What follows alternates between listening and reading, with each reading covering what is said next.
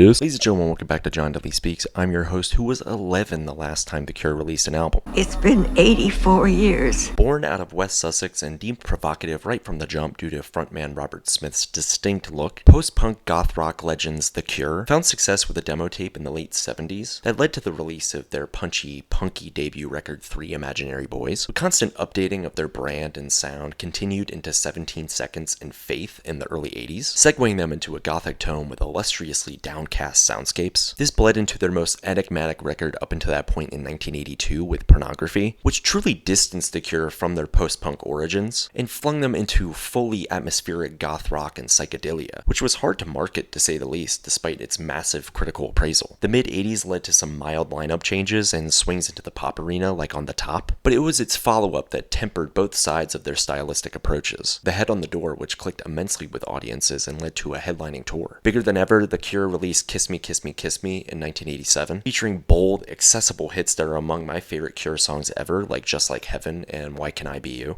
And though it's long and slightly unwieldy, it's one that softened their image as they moved on to an era that comprehensively communicated who they were to fans. That era came in 1989 with the impeccably produced and written to perfection Disintegration, one of the greatest albums of all time. Not only does Smith bring us massive radio-ready pop rock hits like Love Song, but the bittersweet swoon of Plain Song and the epic scope of the 7-minute Pictures of You are still as fresh, stark, emotional, and dynamic as they were 35 years ago. The rest of the track listing absolutely blows the doors off the hinges in terms of mood building, tone, energy, skill, and atmosphere, crafting a musical experience that's incredibly engaging yet intriguingly unattainable, the apex of The Cure's mystique. The 90s included more innovation amid their popularity with 1992's Wish, quite possibly their most pop-centric record. Not a bad thing when you have High and Friday I'm in Love, and especially the impossibly romantic A Letter to Elise. Also check out the Blink-182 cover of that, you won't regret it. But after their excellent #1 hit for the movie The Crow, the shifts in lineup at the time did hinder the band's output in terms of focus and chemistry, leading to 1996's wild mood swings, a marked drop in quality compared to its predecessors. Bloodflowers came in 2000 to close the trilogy of Pornography and Disintegration, and it's a mixed bag, but it's still full of character and charm of The Cure's best days. Also, the band's self-titled 2004 album is blatantly forgettable, and 2008's 413 Dream has some strong moments, but overall is rough around the edges. But who would have thought we'd have to wait 16 whole years for Songs of a Lost World, The Cure's latest record? That's right, after years and years of false announcements and tinkering, The Cure's fabled 14th record is here, but is it worth that long of a wait? Well, with this level of marvelous performances and 80s drenched pop goth atmosphere, I'll say 100%,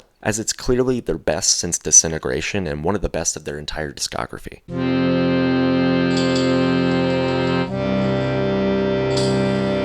I've always wondered what a 2020s Cure album would sound like now that we're past the loudness war of the 2000s, and we segued into more of an assortment of production stylings post This Is Happening and post Punisher as well. What I mean by that is the landscape of how we capture atmosphere on modern rock records has really changed immensely in the last 2 decades, especially for modern alternative and indie, and it alters the very fabric of how sounds communicate moods for very texturally heavy bands. Think Radiohead, think Arcade Fire, even 9 Inch Nails to an extent. As these techniques shift due to new technology or piecemeal cobbling of production elements, historically this can put a band's vision at odds with their tried and true formula, leading to either sounding dated or like they're putting on a hat that doesn't fit them. However, recent years have been wonderful with legacy acts being able to push past this, fusing innovation and progression with soulfulness and meaning, most specifically on Metallica's 72 Seasons or this year's Pearl Jam record, Dark Matter. And I'm happy to report that Songs of a Lost World wondrously adapts to this new modern rock climate as well. Produced by Robert Smith himself and Bloodflowers producer Paul Corkett, this record coasts by on effective vibe setting, and so much of that comes down to the mixing. Favoring an organic structure that highlights the guitars, the strings, and Robert's vocals, tracks like Alone come together with a wholly unique atmosphere, almost coming across with the acoustics of a live record. The guitar passages in And Nothing Is Forever reminded me of Inside Your Mind by the 1975, which is just another reason to point out The Cure's massive influence because of course the modern rock landscape would be shaped by what they have done in the past. But the wickedly fun guitar solo on Drone, Nodrone, and Robert's defiant howls don't connect without the primal drum patterns on Endsong, or the texturally enriching bass of I Can Never Say Goodbye. I guess what I'm trying to say is that while each element is refined to perfection, its mix gives off the authenticity that only human hands could bring to a record, providing us a familiarly skillful auxiliary experience, but ever so slightly tweaked to incorporate an older, more esteemed, more nuanced take on such a storied sound.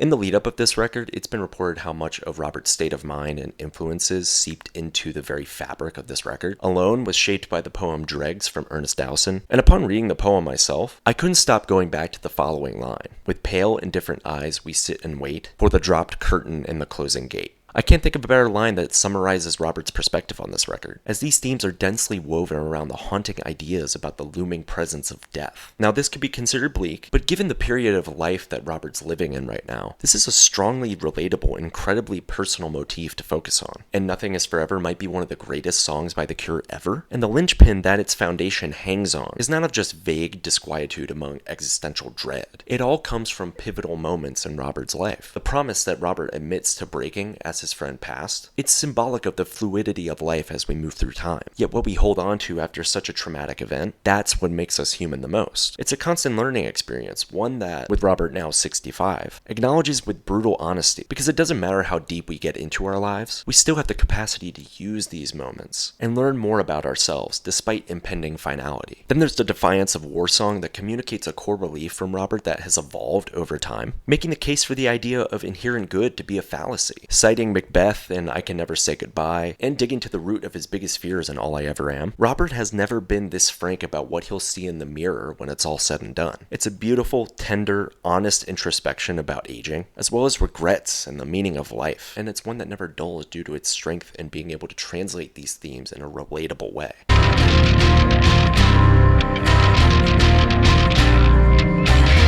Not only is this one of the best performed records this year, but when put up against some of the best Cure records, God, this holds up. The band sounds absolutely locked in on the rockier tracks like Drone, Nodrone, which features a steamrolling, rollicking, hard rock edge akin to Burn, and it's just really awesome. The decadent piano passages across this record, mixed with the throbbing coat of reverberating bass lines, really makes it feel like you're watching The Cure live. And speaking of that, Robert's vocals are just unbelievable, balancing a tightness that's highly professional and curated to fit the experience of the record, with a terrifying glimpse into heartache and pain, all channeled through howls that scream to the heavens. There's a clear need from Robert to make sense out of the senseless. However, it's not just exemplified through the vocals, as the guitar passages coalesce with such a fervor for the material at hand, so it feels like The Cure is playing one final, impossibly brilliant show in front of you, one that means something because of the stake that they have in it. Endsong in particular is simultaneously a victory lap and almost a farewell, lending us a sweeping musical statement that has the band's gigantic effectiveness of perfecting musical technique on full display from start to finish. Because of that, you're left with a bittersweet twinge in your chest by the time this record passes, since you witness musicians of the highest order pour their heart out to you in something that feels like a final performance. But if it was the last time that you heard them, you'd be sad because you know what they're still capable of. That was the power of The Cure all those years ago, and that's the power of The Cure now.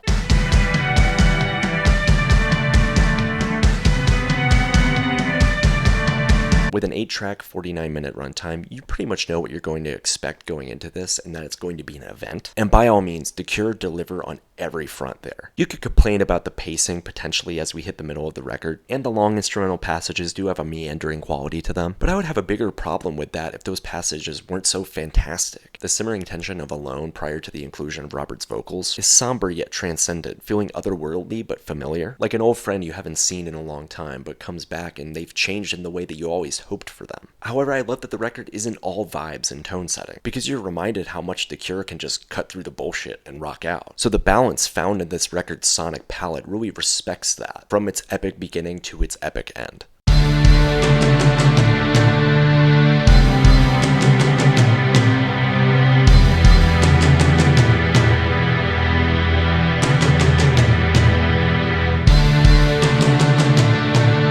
This is probably the best legacy rock album of the last decade, next to Foo Fighters' But Here We Are and Radiohead's A Moon-Shaped Pool, because the sheer emotional nuance and inescapable skill in production, arrangement, and overall energy is just immaculate. And on top of that, it not only adds to The Cure's amazing legacy, but it makes me so excited to see what they have coming next for this new, uncharted part of their career. But hey, that's just my perspective. If you're a fan of The Cure, the drought is over. And if you're looking for an elevated goth rock odyssey with dense meaning and humanity, you've come to the right place. Alright, that's all I got. Bye!